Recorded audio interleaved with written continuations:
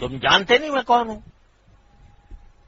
یہ متکبر لوگ یہ بڑا لفظ استعمال کیا، جانتے نہیں میں کون ہوں؟ تو جواب دینے والے نے جواب دیا، ہاں میں جانتا ہوں تم کون ہو، تمہاری ابتدا گندے پانی سے ہوئی تھی اور تم اس وقت بھی اپنا سارے جسم میں نجاست بھرے ہوئے پھر رہے ہو.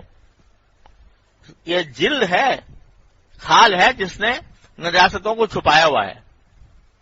کسی ایک جگہ سے ذرا چیر کے دیکھ لو اس جلد کو، اندر کیا ملے گا؟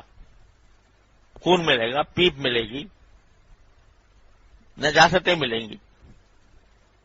تو ابتدا تو تمہاری ہوئی تھی ایک گندے پانی سے، اور اس وقت بھی جب تم یہ کہہ رہے ہو میں کون ہوں، مجھے جانتے نہیں میں کون ہوں، اس وقت بھی آپ کے سارے سارا جسم نجاست سے بھرا ہوا ہے. اور جس دن تمہارے میں سے روح نکل گئی تو تم ایک مردہ لاش بن جاؤ گے. میں یہ حقیقت جانتا ہوں تمہاری، تم جو کہہ رہے ہو کہ میں کون ہوں جانتے نہیں. آپ ادھر سب سوچو کہ جب انسان مر جاتا ہے تو مرنے کے بعد گھر والے بھی اس کا نام لے کر نہیں پکارتے، کہتے میت کو لے آؤ، میت کو نہلا لو، میت کو گھر سے اسپتال سے گھر لے آؤ، میت کو اٹھا لو، میت کو لے جا کے قبرستان لے جاؤ، میت کو دفن کر دو. نام ہی ختم ہو گیا. اس وقت کوئی بیٹا یہ نہیں کہتا باپ کو، میرے ابا کو یہ کر دو، کوئی بیوی یہ نہیں کہتی میرے شوہر کو یہ کر دو، میت کو یہ کرو، میت کو یہ کرو. نام ہی بدل گیا مرتے ہی. تو آخرو کا جیفتن قذرہ، آخر تمہارا یہ ہے کہ مردار لاش بن جاؤ گے جس سے لوگ اپنے گھر میں بھی رکھنے کو تیار نہیں، ایک دن گھر میں رکھنے کو تیار نہیں ہے اس شخص کو جس کے اوپر ساری محبتیں نچھاور تھیں، لیکن اب گھر میں رکھنے کو تیار نہیں اس واسطے کہ اب وہ میت ہو چکا. آخر یہ ہے جب بندے کو اپنی یہ تین انجام سامنے نہیں ہوتے، اپنی اصل سامنے نہیں ہوتی، اپنی موجودہ حالت سامنے نہیں ہوتی، اور اپنی انتہا سامنے نہیں ہوتی، تو تکبر پیدا ہوتا ہے. اگر بڑے سے بڑے آدمی کو اپنی یہ حقیقت سامنے ہو، ہمارے حضرت فرمایا کرتے تھے، حضرت سے میری مراد حضرت حکیم محمد صلی اللہ تعالی سے رہو نے ایک بعض میں فرمایا کہ جو شخص اپنے آپ کو بڑا سمجھتا ہو تو وہ ذرا تصور کر لیا کرے کہ وہ بیت الخلاء میں بیٹھا ہے، کیا حال ہو رہا ہے اس کا بیت الخلاء میں، اس کی حیات کیسی بنی ہوئی ہے اور اس کے جسم سے کیا نکل رہا ہے. جس شخص کو جو آدمی بیت الخلاء کی حیات میں بیٹھے اور وہ ایسی حالت ہوتی ہے، کوئی کسی کے سامنے کسی کو دکھانا پسند کرے گا کوئی آدمی کہ بھئی مجھے اس حالت میں دیکھے کہ میں یہاں بیٹھا ہوں ننگا اور میرے جسم سے نجاستیں خارج ہو رہی ہیں، کوئی دکھانے کے لائق نہیں ہوگا. تو اے متکبر، اپنے اس حالت کو تو یاد کر لیا کر کہ تو کس حالت میں ہوتا ہے کہ اللہ تعالی کی طرف سے ہر روز. تو تکبر کی جو بیماری ہے وہ اخلاق کی خرابی ہے. بظاہر چاہے آدمی آپ سے بڑا خوش خلقی سے مل رہا ہو، لیکن دل میں اگر تکبر بھرا ہوا ہے تو وہ خوش اخلاق نہیں ہے، خلقم مستقیما نہیں ہے. اسی طرح جو ہے اگر اخلاص نہیں ہے، دکھاوا ہے، اس لیے یہ کام کر رہا ہوں کہ اگر نہیں کروں گا تو لوگ کیا کہیں گے.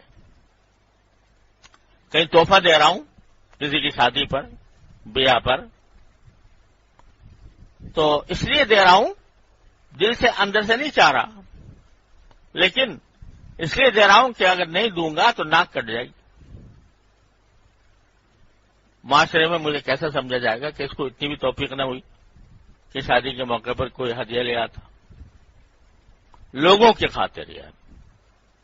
تو کیا ہوا یہ ریاکاری ہو گئی.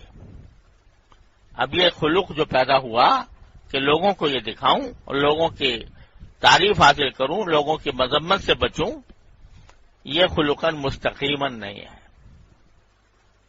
یہ اخلاق سیدھے اخلاق نہیں ہے، یہ گندے اخلاق۔ تو یہ جو تصوف ہے سارا اور طریقت، وہ ان اخلاق کو مستقیم بنانے کے لیے ہوتی ہے، کیونکہ بسا اوقات اپنی بیماری کا آدمی کو خود پتہ نہیں ہوتا۔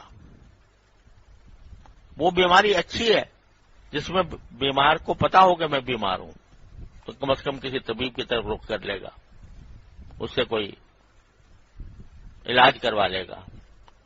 لیکن آدمی بیمار ہو اور سمجھے ہی نہیں کہ میں بیمار ہوں، تو وہ خطرناک چیز ہے۔ اور یہ جو اخلاق سیئہ ہیں، برے اخلاق ہیں، یہ ایسے ہی ہیں، بکثرت ایسے ہوتے ہیں کہ بندے کو خود احساس نہیں ہوتا کہ میرے اندر ہی بیماری پائی۔ آپ ذرا سوچ لو، دنیا کے کسی متکبر سے متکبر انسان سے پوچھو بھائی تم تکبر کرتے ہو، کیا کہے گا؟ نہیں کرتا۔ متکبر سے متکبر انسان بھی اپنے آپ کو متکبر نہیں سمجھتا، تو اس کے تکبر کی بیماری کی تشخیص کرنا یہ اس کا اپنا کام نہیں ہوتا، کسی مربی کا کام ہوتا ہے، وہ پہچانتا ہے۔ اور رسول کریم صلی اللہ علیہ وسلم کے مقاصد بعثت میں بیان فرمایا گیا یزکیہم، کہ اللہ تعالیٰ اس لیے بھیجا ہے رسول کریم صلی اللہ علیہ وسلم کو تاکہ لوگوں کا تزکیہ فرمائیں۔ تزکیہ کے معنی یہی ہے پاک صاف کریں ان بری خصلتوں سے اور ان برے اوصاف سے۔